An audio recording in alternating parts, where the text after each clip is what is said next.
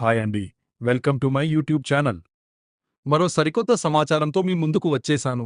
దయచేసి వీడియోని స్కిప్ చేయకుండా చూడండి. ప్రజలకు విజ్ఞప్తి: ఇండ్ల జాబితా మరియు ఇండ్ల గణన ఆంధ్రప్రదేశ్. ఆంధ్రప్రదేశ్ రాష్ట్రంలో జరగబోయే జనాభా గణన 2027లో భాగంగా మొదటి దశ కార్యక్రమాలకు సంబంధించిన వివరాలు ఇక్కడ ఉన్నాయి. ముఖ్యమైన తేదీలు: ఇండ్ల జాబితా మరియు ఇండ్ల గణన మే 1వ తేదీ నుండి మే 30వ తేదీ వరకు 2026. స్వీయ గణ సెల్ఫ్ ఎన్యూరేషన్ ఏప్రిల్ 16వ తేదీ నుండి ఏప్రిల్ 30వ తేదీ వరకు 2026.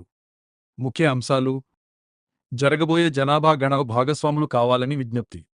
మీ ఇంటి స్థితిగతులు, అందుబాటులో ఉన్న వసతులు మొదలైన వివరాలను ఖచ్చితంగా తెలియజేయండి.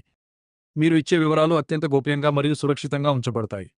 గమనిక ఇన్స్ట్రక్షన్స్: స్వీయ గణన మీ వివరాలను మీరే స్వయంగా ఆన్లైన్లో భర్తీ చేసుకోవచ్చు.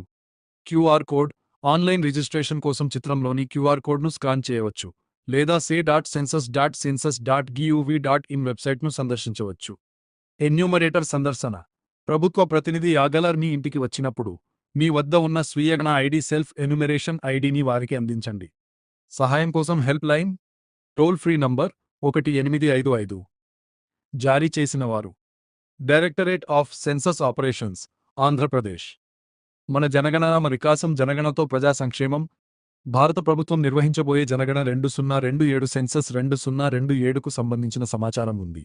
అందులోని ముఖ్య అంశాలు ఇక్కడ టెక్స్ట్ రూపంలో ఉన్నాయి. మన జనగణన మన అభివృద్ధి.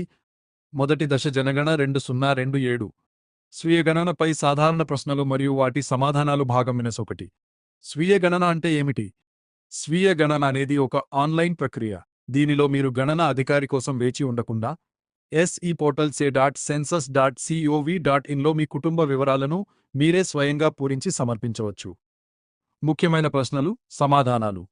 స్వీయ గణన తప్పనిసరా? కాదు, ఇది ఒక అదనపు సదుపాయం. మీరు దీన్ని చేయకపోతే క్షేత్రస్థాయి సందర్శన సమయంలో గణన అధికారి మీ ఇంటికి వచ్చి డేటాను సేకరిస్తారు. నేను ఏ భాషలోనైనా స్వీయ గణన చేయగలనా?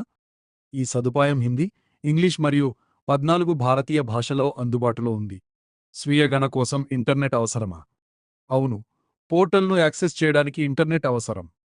నా సమాచారం సురక్షితమేనా? అవును, డేటా అంతా సురక్షితంగా ఎన్క్రిప్ట్ చేయబడి ప్రభుత్వ సర్వర్లలో నిక్షిప్తం చేయబడుతుంది. SEID అంటే ఏమిటి మరియు దాని ఉపయోగం ఏమిటి?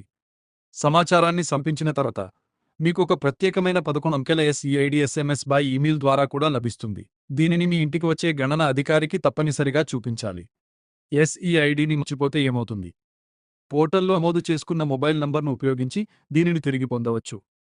స్వీయ గణ తరువాత గణన అధికారి వస్తారా? అవును, గణన అధికారి మీ ఇంటికి వచ్చి SEIDని ఉపయోగించి మీ వివరాలను ధృవీకరిస్తారు. నేను ఏదైనా పత్రాలను అప్లోడ్ చేయాలా? ఏ పత్రాలను అప్లోడ్ చేయవలసిన అవసరం లేదు. పోర్టల్లో సహాయం అందుబాటులో ఉందా? పోర్టల్లో యూజర్ గైడ్, ఫ్లోచార్టులు, ట్యూటోరియల్ వీడియోలు, తరచుగా అడిగే ప్రశ్నలు, FAQs మరియు ఉపకరణ చిట్కాలు ఉన్నాయి. Toll free number 1855. స్లోగన్: మన బాధ్యతను నెరవేరుద్దాము, జనగణనలో పాల్గొందాము. Social media @CENSUSIND IA2 027